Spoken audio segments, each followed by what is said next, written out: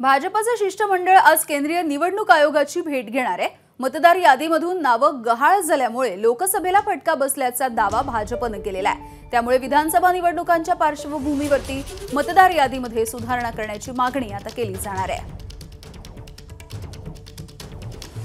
आणि या संदर्भात भाजपचे नेते किरीट सोमय्या नेमकं काय म्हणतात बघूया।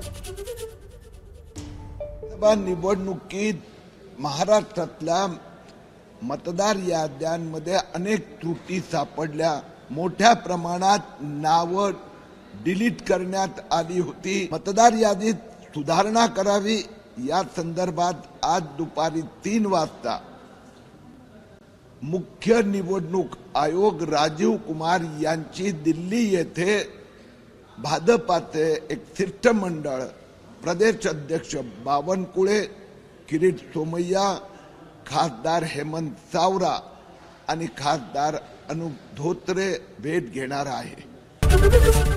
एबीपी माझा, उघडा डोळे बघा नीट।